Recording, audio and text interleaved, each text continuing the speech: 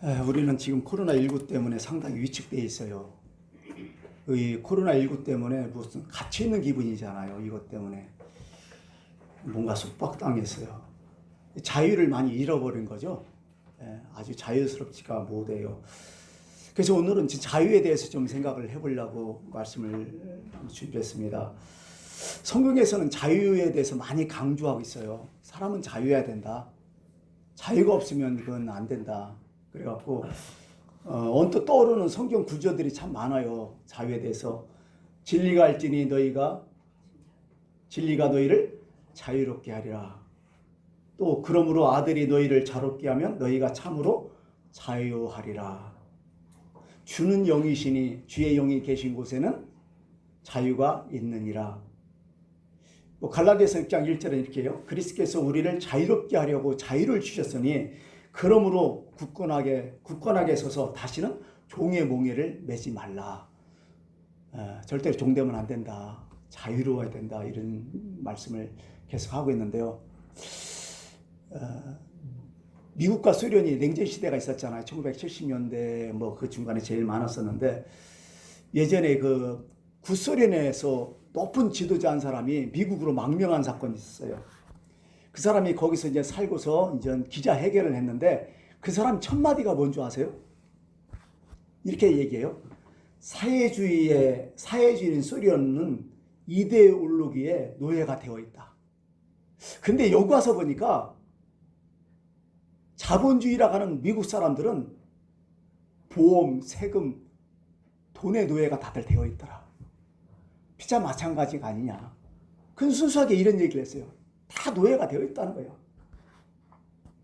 공산주의 사상에 매여가지고 거기에 묻혀서 그게 진짜인 줄 알고 그게 전부인 줄 알고 그렇게 사는 사람은 그것도 노예고, 자본은 캐필라리즘, 돈 아니에요. 돈의 노예가 돼서 거기서 매여서 사는 사람이 뭐가 다르냐? 똑같지 않느냐? 이런 얘기를 하는 거죠. 우리는 지금 정보 사회에 또 나와 있잖아요. 엄청나게 정보가 많아요. 정보에 다 매여 있어요. 이 얘기 듣고 저 얘기 듣고 거기에 다 끌려다니고 스스로 판단이 안 돼요. 가만히 보면. 그래갖고 어떤 사람들은 고집, 아집 이렇게 갖고 말도 안 되는 일을 하고, 그죠? 과학적으로도 막 발달됐지만은 전공이 있잖아요. 전공만 들이다 파니까 전체를 몰고 거기에 매여 있고, 어떤 사람은 자신의 신념에 따라서 움직인다고 하는데요.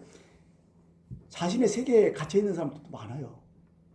그게 갇혀 있는 것, 노예인 것을 잘 모르는 거죠.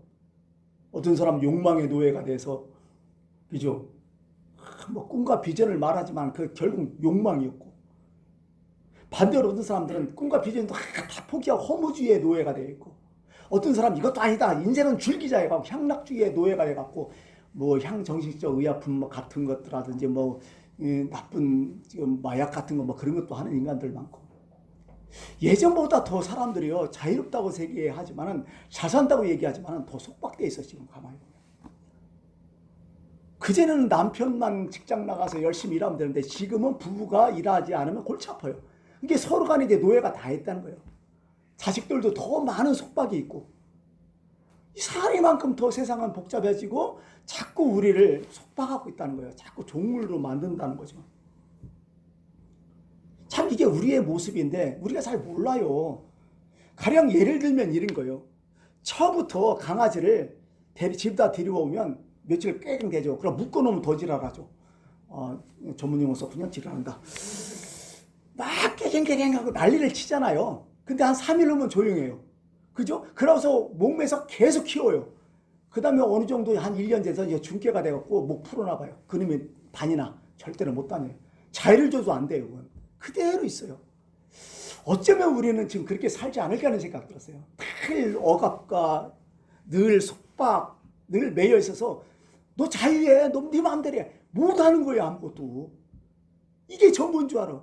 이거 습관돼가지고 이게 당연한 삶인 줄 알고, 혹시 우리는 그렇지 않을까 이런 생각을 해봐요. 여러분, 하나님께서 우리에게 가장 최대의 선물은 뭘까 한번 생각해보세요. 하나님께서 우리에게 주신 최대의 선물, 이미 생명을 만들어 놓고 우리에게 또 부여하셨잖아요. 뭘까? 그것은 바로 하나님의 형상이에요. 창세기에 나왔듯이 하나님의 형상이죠. 하나님의 형상은 딱 세 가지예요. 딱 추격하면 거룩함, 두 번째 사랑, 네 번째 의로움. 이게 하나님의 형상 가진 인간의 본질 요소예요. 거룩해야죠. 또 사랑하며 살아야죠. 또 의로워야 되죠. 이게 우리의 본질이거든요. 이게 좀 벗어나면 인간은 막 너무 힘들어하죠, 사실은. 근데요, 여기에서도 플러스 알파를 줬어요. 뭐냐? 이걸 줘놓고 이건 네가 스스로 컨트롤하라는 거예요. 이게 진정한 자유라는 거예요. 이게 네가 컨트롤해라. 너 자신을 다스리라는 거예요. 쉽게 말해서. 이게 엄청난 특권이자 이건 자유예요. 짐승들은요 이거 없어요. 사실은요. 먹을 만큼 먹었으면 그걸로 끝나요. 우리는 배 터지게 먹잖아. 배고파서 죽지만은 배 불러서 죽잖아. 그잖아. 성경에 뚜렷이 나타나요. 야, 선을 행하지 아니하면 제가 문 앞에 엎드려진다. 또 적극적으로 선을 행하지 않으면 제가 늘 문 앞에 엎드려서 너를 도사리겠다. 그러면서 제가 너를 원하나 너는 죄를 다스릴 테니라. 이게 아벨한테 줬어요. 사실은 가인을 죽인 아벨한테. 또 죄를 다스리지 않으면 안 된다. 자기 자신을 컨트롤할 수 있어야 된다. 이게 하나님의 형상을 가진 인간의 모습이다. 선악과 만들었고 너 마음대로 해라. 선악과는 뭐죠? 어떤 한계를 딱 정해놓은 거죠. 그 다음에 너 자신을 다스리라는 거예요. 다시 말해서 우리의 삶은 그래요. 한계를 딱 정해놓고 네 자신을 다스리지 않으면 안 된다는 거예요. 거기서 자유가 있다는 거죠. 네가 결정해서 살아라. 이게 진정한 자유를 줬는데 이걸 못하고 있어요. 지금 우리는. 선택의 능력, 어떤 자유로운 행위의 능력, 자유로운 생각의 능력, 어떤 양심의 자유, 이게 있는데 이게 자꾸 파괴되는 거예요. 우리는. 그래서 이게 파괴된 것으로 인간성이 상실됐다고 하죠. 이런 파괴되면 인간성 상실의 시대에 뭐 이렇게 얘기를 하잖아요. 인간성이 상실되면 이건 행복은 끝나는 거야. 행복은 인간성이 회복될 때 행복이 있는 거지. 이게 파괴돼 버리면 인간성은 끝나는 거죠. 불행이죠. 그래서 한번 이런 서론적인 부분은 이제 여기까지 하고요. 이제 우리한테 한번 적응을 해봐요. 내가 진정 자유하고 있어?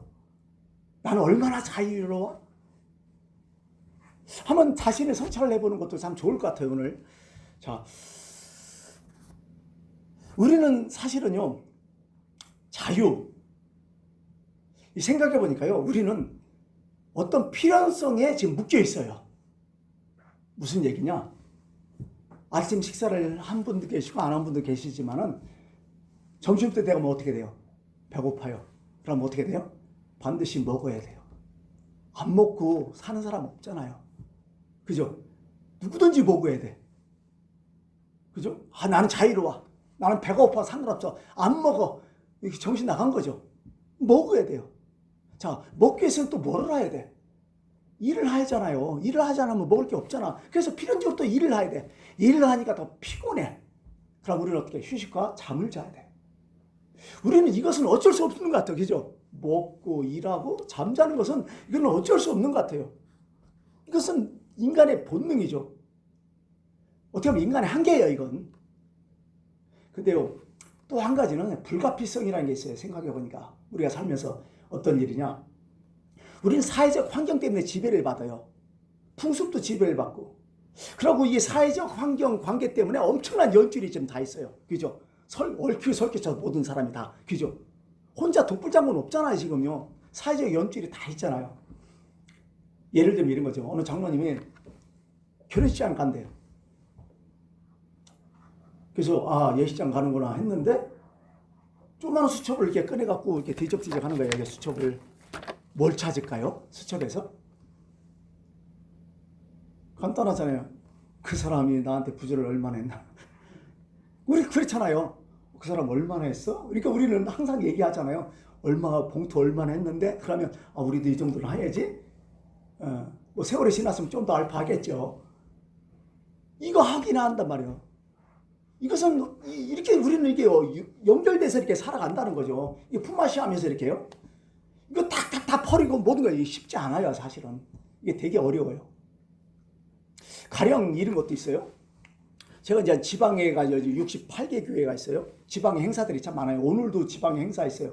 뭐 인지시랄지, 뭐 취임시랄지, 기타 여러 가지 무슨 행사들이 많아요. 큰 교회는요, 보통 2년에 한 번씩 임직식이에요. 작은 교회는요, 뭐 10년, 20년간 안 하는 교회도 있고. 큰 교회는 또 행사가 자주 많아요. 처음에 개척하고 나서 그래서 인사를 해서 찾아가죠. 봉투하고서 이렇게. 찾아갔는데 지금 제가 갈까요? 안 갈까요? 안 가요, 저는 요즘. 내가 노골적으로 얘기했어요. 야, 큰 교회에서는 매년마다 행사하면서 우리가 봉투 갖다 주는데 니네들에게는 돈이 넘쳐나는데 왜 내가 거기서 봉투 하냐? 차라리 이렇게 하면 봉투 받지 말으라 하겠어. 근데 다 받아. 한두 번 가면 돼. 다만 어려운 교회, 진짜 오래가만 하는 교회, 저 교회는 도와줄 때 그때는 가서 막 줘버려. 근데 이게 쉽지 않아요. 내가 그렇게 얘기하니까 어떻게 그럴 수 있냐고 하면서 이 골치 아픈가 봐요. 우리는 다 그렇게 살아요, 지금. 가령 이런 거죠. 어떤 결혼식에 갔더니, 아, 결혼식이 너무 호합판이야, 막. 의리번쩍해. 그럼 우리는 어떻게 생각해요? 결혼식 저렇게 할 필요가 뭐 있어? 우린 이구동성으로 그러죠. 예식도 우리 간단하게 좀 하자. 이게 너무 이게 사치 낭비고 이게 뭐냐 도대체. 그죠? 그냥 간단하게 하자. 이게 뭐냐 도대체 이게 막 너무 너무 복잡하고 막 정신없잖아요. 그러면서 그렇게 하죠. 난 다음에 할 때는 간단하게 할 거야. 이렇게 하고 정작 자신이 결혼식이 닥쳤다. 자기 딸이 뭐 결혼했다라면 그 사람 어떻게 할까요? 똑같이 해요. 똑같이 해. 그렇게 큰 소리 치면서 자기 집 결혼식 할 때는요. 거의 갖게 해요. 이게 힘든 거예요, 이게. 마음이야 있었지만은 현실은 이게 안 따라지는 거예요. 다 연관. 그래서 우리는 인간은요, 참 그런 거예요. 어차피 필연성이 있지만은 또 불가피성도 있고, 뭐 이런 게 다 얽혀 사는 거죠. 그래서 이게 참 이게 헤어나지가 못해요. 이거 아니다면서도 끌려가.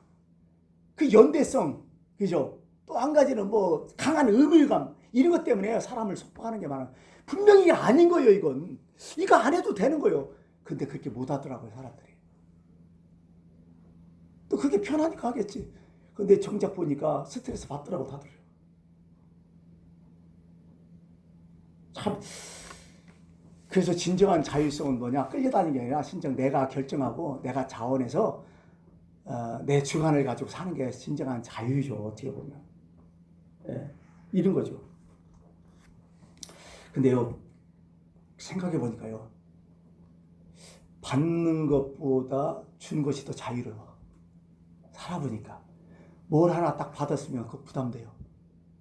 그게 성경에서 그랬어요. 준 것, 받는 것보다 주는 것이 더 행복하다는 게 아마 그 의미일지를 모르겠어요. 간가다요, 신문지상에서 그래요. 무슨 어떤 뇌물 장부가 나왔다. 아니면 어떤 사람 유서 쓰고, 뇌물 준 거 그 장부가 났다면 난리 나요, 진짜. 고위공직자부터 막 정치가 뭐 이런 사람들 난리 나잖아요. 그 받아먹었으니까 힘든 거예요. 자기는 받아먹어서 좋다고 하지만 그게 늘 속박되고 사는 거예요. 그거 알려질까봐. 이걸 감춰야 되는데. 다들 이게 덮어놓고 다들 사는 거지, 다들 이게. 쉽게 말해서 이게 다 100%막 뚜렷하게 올라간다면 진짜 다들 부담 갖고 살 것 같아요. 참 어려운 거죠. 그래서 어떤 에릭 프롬이라는 사람이 그런 얘기를 해요. 인간의 존재 양식이 뭐냐? 주려는 의지, 모든 것을 다 같이 공유하는 의지, 아니면 자기를 희생하려는 의지, 거기에 자유가 있다고 또 얘기했어요, 이 사람이. 주는 사람이 더 자유롭다는 거예요. 내 것만 까리가 막 이거 하지 말고 그걸 공유하는 사람이 더 자유롭고 더 행복하고, 또 한 가지는 뭐예요? 자신이 스스로 내가 먼저 희생할게 하면서 살아간 사람이 더 자유롭다는 거예요. 이게 진정한 자유라는 거예요, 어떻게 보면. 그러니까 대부분 막 더 많이 가지려는 사람들이요, 더 속박돼 있어, 지금. 오히려 주려는 사람들이 더 자유롭게 행복하게 살 수 있다는 얘기죠.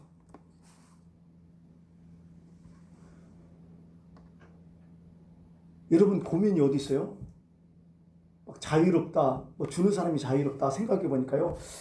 한번 생각해 봤어요. 이렇게 자유롭다는데 내 스스로도 생각해 봤어요. 첫 번째 뭐냐면 내 고민이 뭐냐 생각했더니 줄 것이 마땅치 않아. 사실 줄 나가니까 지금 생각해보니까. 그렇잖아요? 아, 내가 주면서 살아야지. 이제 베풀면서 살아야지. 막상 그런 생각을 딱 하고 나니까 막상 뭐예요? 또 줄 게 없어. 이게 우리의 딜레마예요. 어떻게 보면. 여러분, 사람이 도대체 몇 살이나 돼야 철이 들어요? 뭐 책을 이 책 저책 떠는 게 어떤 사람 50살이라 어떤 사람 60살이라 김영석 교수는 뭐 100살을 살아보니 그 책에서 자신이 철들을 때는 70세가 넘어서 그렇다고 하더라고요. 여러분은 몇 살 때 철드는 것 같아요? 철들어갖고 아 이제 베풀어야 되겠다 하는데 뒤돌아보니까 뭘 주고 싶은데 줄 게 없어. 이게 참 고민이에요. 우리 젊었을 때는 어떻게 돼요? 줄 거 있으면서도 안 주고 살고 이제는 주고 싶은데 줄 게 없고 이제 우리 인생의 전제의 출발점이 아닐까 생각도 들어요. 또 줄라는데요. 받는 사람이 있어야 줄 거 아니야. 이게 철두고 나니까 누구에게 줘 이거 도대체. 나에게 도움이 필요한 사람 누구예요? 오히려 나를 도와주려고 하지 돕지를 않으려고 하잖아. 돈 받지를 않아 나한테. 이게 또 고민이고 세 번째는요. 제일 큰 고민이요. 나이 먹을수록 어떤 고민이냐면 상대방에게 쓸모없는 사람이 될까 봐 제일 큰 걱정이요. 그죠? 이게 고민이에요. 이제 힘 있고 능력 있을 때는 근데 쓸모 있는 생각 되는데 자꾸 이게 없어지잖아요. 내 수고를 필요하지 않는 것들 점점 이렇게 다가온다.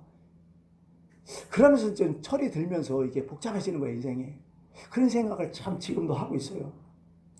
지금 행복이 뭐예요, 도대체? 간단해요. 나는 뭔가 남에게 줄 수 있다는 게 얼마나 행복한지 몰라. 이걸 모르고 있어. 이게 자유고 이게 행복인지. 내가 힘이 있고 내가 능력이 있을 때 아 나도 남한테 뭔가 줄 수 있겠구나 생각하면서 살 수 있다는 게 너무 행복한 거예요. 지금 그걸 느꼈다면 그렇게 사십시오. 막판에 이제 줄러 가니까 줄 게 없다 그런 얘기 하지 말고요. 1930년대에 쓰였던 이 서양 사람이 있었어요. 영어로. 1930년대에 한국인의 멋이 또 나왔대요. 그때 1930년 일제강점기고 진짜 우리나라 거시기할 때 살때 막 진짜 거시기했잖아요. 살기가 너무 힘들었잖아요. 근데 그 사람이 한국의 멋을 거기서 또 발견한 거예요. 그 한국의 멋이 뭐였나? 그 사람은 간단했어요. 한국의 멋은 김삿갓이다 딱 얘기해요. 김삿갓이 어떻게 했어요?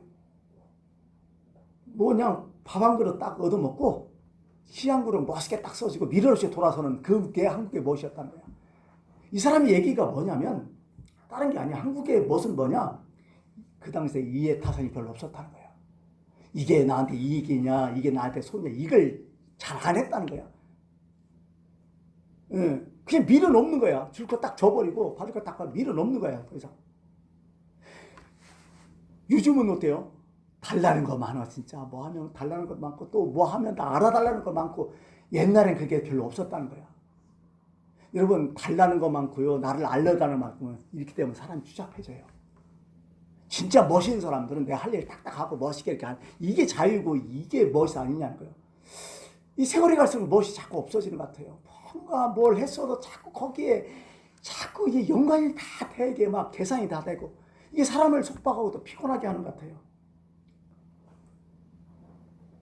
뇌물과 선물의 차이가 뭐예요?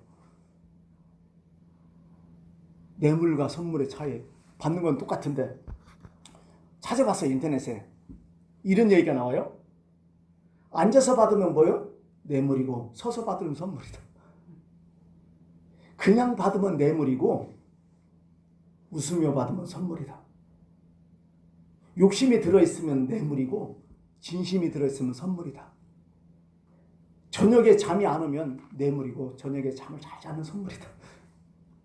뭐 이렇게 간단하게 얘기했는데요. 가만히 보니까요.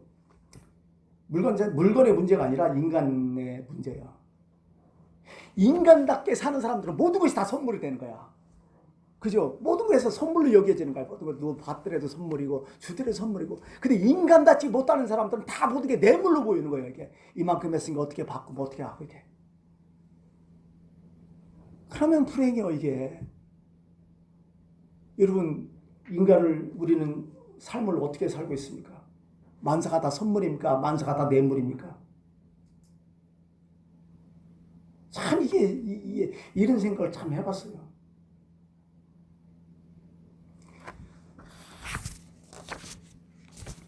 오늘 본문 말씀을 돌아가서 또 말씀하는데요. 주님이 이대한 어떤 삶의 뜻을 여기다 덧붙여서 말씀해 주는데요. 여기서 내가 이 말씀에 이제 포인트를 잡았어요. 11절에 나는 선한 목자라. 선한 목자는 양들에서 목숨을 버리거니와 하면서 18절에 넘어가서 이를 내게서 빼앗는 자가 아니라 내가 스스로 버리느라. 얼마나 멋있어요. 여기서 자유, 이게 자유구나. 누가 빼앗는다 해서 그게 아니라 내가 스스로 버린다. 이건 진정한 자유를 여기 말씀하고 이게 멋이라는 거예요. 예수님의 뭐. 우리도 이렇게 좀 살아라는 거예요. 스스로 좀 버리노라. 그잖아요. 여러분 사랑의 낭비성을 들어보셨어요? 사랑은 낭비한다. 아닌 게 아니라 그런 것 같아요. 자 보세요. 제가 어느 사람한테 선물을 해요. 비싼 선물을 좀 해요. 이렇게 값어치 있는 거. 나를 위하면 그거 사겠어요? 잘 안 사줘요. 근데 남한테 사랑하는 사람 아니면 진짜 고마운 사람한테 그 선물을 살라니까 그게 사지는 거예요. 내가 쓰려면 절대로 안 해요. 그죠? 응? 그렇게 비싼 거 어떻게 해 내가? 근데 선물하니까 그렇게 되더라. 딱 보면서 사랑은 낭비하는구나. 이런 생각을 해요. 그렇잖아요. 그래서 사랑에 이르는 이해 타산이 없어요. 계산이 없어. 늘 낭비하려고 하지. 고린도후서 12장에 사도 바울이 이렇게 고린도 교회에 성도들에게 이게 고백이에요. 내가 너의 영혼을 위하여 크게 기뻐함으로 재물을 사용하고 또 내 자신까지 내어주리니 너희를 더욱 사랑할수록 나는 사랑을 덜 받겠느냐. 다 내어준다는 거예요. 막 다 내 목숨까지 내어주고 싶다는 거야. 이게 사랑의 낭비성이 있다는 거죠. 근데 우리는 이걸 잘 못하고 있어 지금. 이걸 잘 못하고 있어요. 진정한 자유자인데. 어떻게 보면 사랑할 때 진정한 자유자라는 거예요. 사랑하는 사람만이 진짜 자유라는 거예요. 반대로 미움할 때는요, 진짜 종이 되는 거야. 진짜 힘들어요. 그죠? 그 약혼식 할 때 보통 예물을 많이 교환하잖아요. 그죠? 대부분 신랑 측에서 뭐 약혼할 때 많이 주는데, 뭐 번쩍번쩍한 이렇게 많이 주잖아요. 신부가 부담 있을까 없을까? 속모르는 신부는 부담 없죠. 막 기뻐하죠. 난리죠. 근데 거기 있는 신부 측에서는 혼주들은 부담되죠. 저렇게 왔으니 어떻게 하냐. 그죠?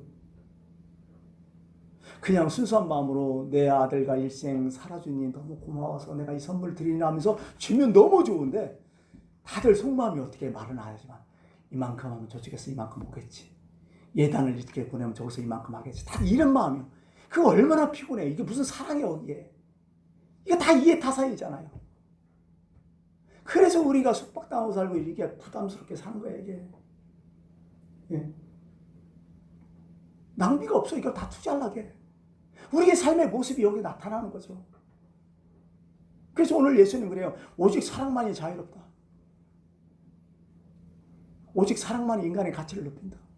그런 마음으로 하라. 내가 더 희생하고 내가 더 낭비한다는 마음으로 살아라. 그 얘기 아니겠습니까? 다시 18절에 이를 내게서 빼앗는 자가 있는 것이 아니라 내가 스스로 보니라. 야, 누가 빼앗는 게 내가 준다는 거예요. 내가 알아서 준다는 거예요. 올람 이상재 선생님의 일화 보니까 그런 재미난 이야기가 있대요. 어느 날 이상재 선생님이 이제 집에서 기고하는데 밤중에 도둑이 든 거야.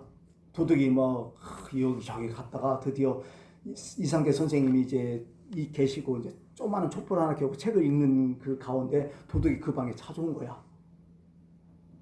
문을 딱 여는 거 도둑이. 그러자 이상재 선생님이 뭐라고 한 줄 알아요?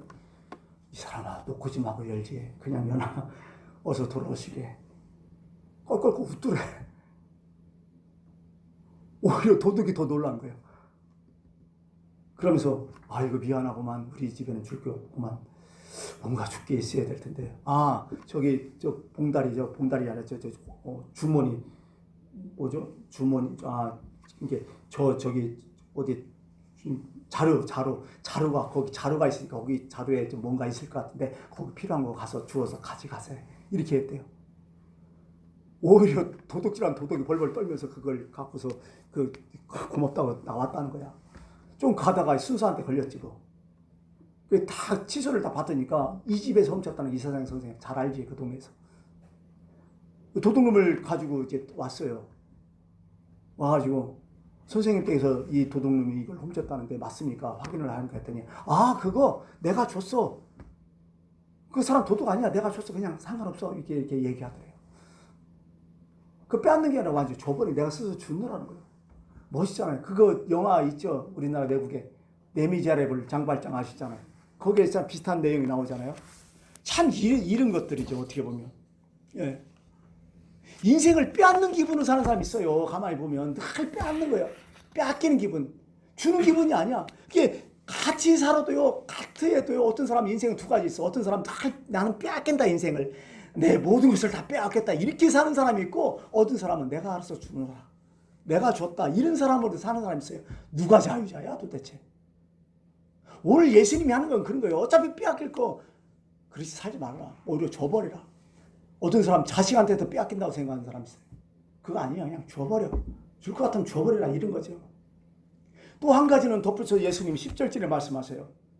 내가 내 목숨을 버리는 것은 그것을 내가 다시 얻기 위함이라. 내가 얻기 위하여 주노라. 참 묘해요. 썩어질 미랄에 대해서 나오잖아요.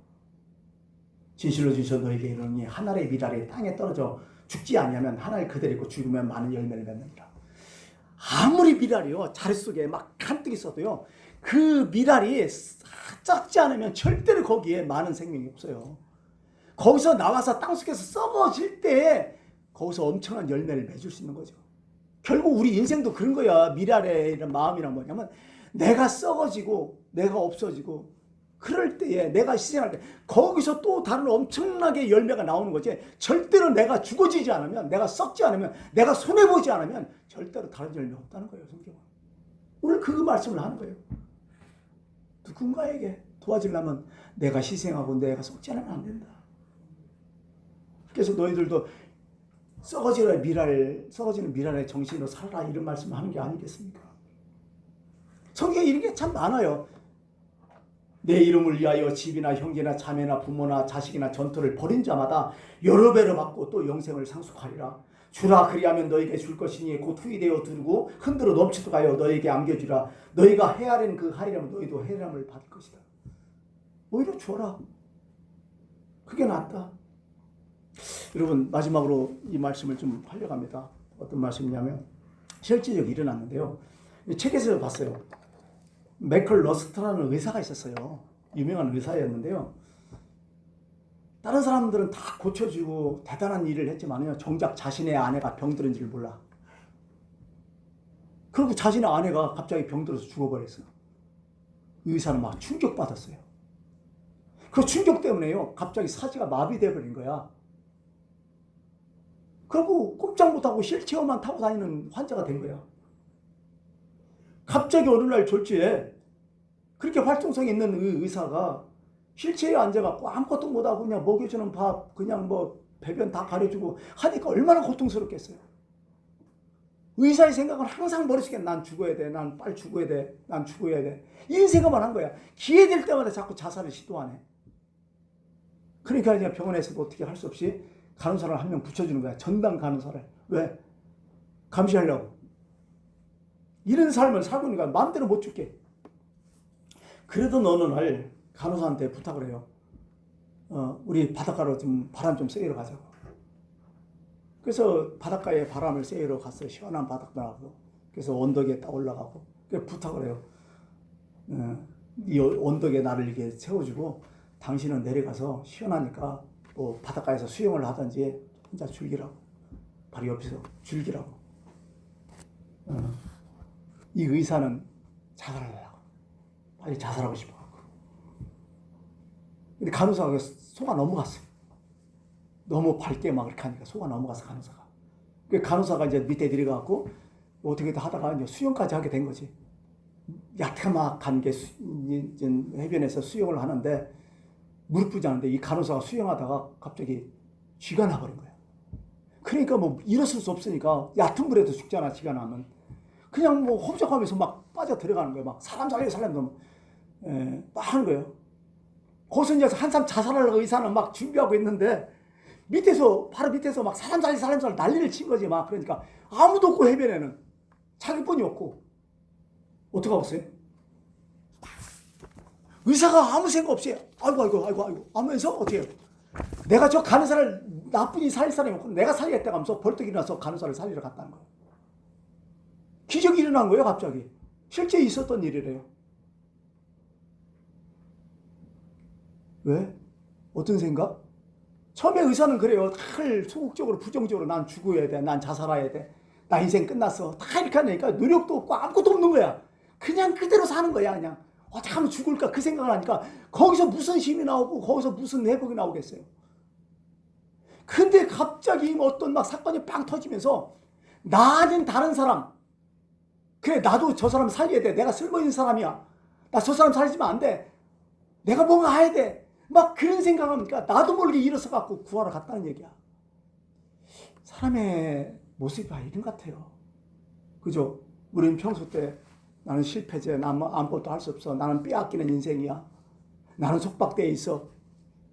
나는 그저 살다가 끝날 거야. 이렇게 되면 평생 그렇게 살아. 아무 일이 안 일어나. 그런데 오늘 말씀처럼 내가 스스로 결정하고 내가 스스로 이 속박에서 벗어나서 나는 뭔가 할 수 있다. 내게 주신 자 안에서 내가 모든 것을 할 수 있다. 나는 주면서 살아야 된다. 나도 다른 사람한테 도움이 될 사람이다. 나도 뭔가 할 수 있다. 이런 마음으로 갖고 사는 그게 전부 뭐 주면 줄수록 더 얻기에 일함이라 아까 말씀하셨잖아요. 예수님께서. 내가 목숨을 걸으면 내가 내 목숨을 것은 그것을 내가 다시 얻기 합니다. 바로 이 말씀이에요. 얻어진다는 거야. 그게 주면 줄수록 주는 게 아니라는 거야. 그래서 성경은 역설적인 얘기들이 참 많이 나와요. 누구든지 자기 목숨을 구원하고자 하면 잃을 것이요 누구든지 나와 복음을 위하여 자기 목숨을 잃으면 구원하리라. 너무 간단하잖아요. 말씀을 맺겠습니다. 나는 스스로 버리노라. 나는 버릴 건 될 수 있다. 그렇지만 내가 스스로 버리노라. 얼마나 멋있는 말씀이에요.